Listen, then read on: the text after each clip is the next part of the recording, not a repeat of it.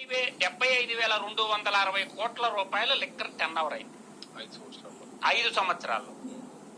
చంద్రబాబు నాయుడు ముఖ్యమంత్రిగా పరిపాలన చేసినటువంటి విభజిత రాష్ట్రానికి 14-19 మధ్య కాలంలో 75,260 కోట్ల రూపాయల వ్యాపారం టర్న్ ఓవర్ జరిగింది.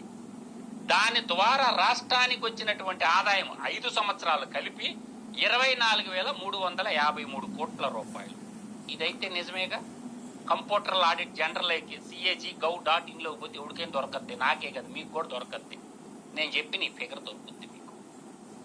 ఈ 75,260 కోట్ల రూపాయల అమ్మకాల ద్వారా రాష్ట్ర ప్రభుత్వానికి ఎక్సైజ్ డిపార్ట్మెంట్కి వచ్చినట్టు ఆదాయం 5 సంవత్సరాలకు కలిపి 24,353 కోట్లు. ఇదైతే ఓకే, అది కాగ్ ఇచ్చిన నివేదికలోనుంది.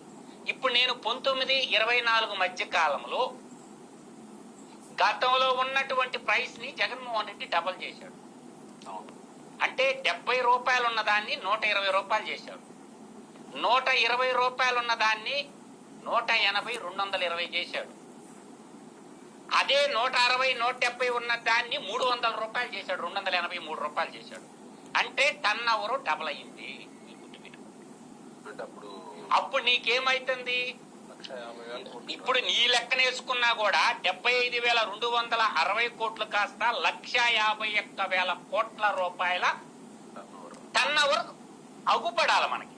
అంటే ప్రైస్ డబల్ అయినాయి కాబట్టి. షాపులు ఏమన్నా తగ్గించాడా జగన్మోహన్ రెడ్డి అంటే ఏం తగ్గించాలి?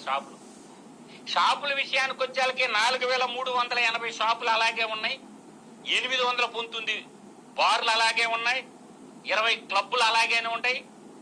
ఈ విధంగా క్యాంటీన్లు మిలిటరీ వాళ్ళకి సంబంధించినటువంటి 29 అలాగేనే ఉంటాయి. ఉమ్మడి 13 రెవెన్యూ జిల్లాల్లో. ఏం తగ్గించినావు నువ్వు?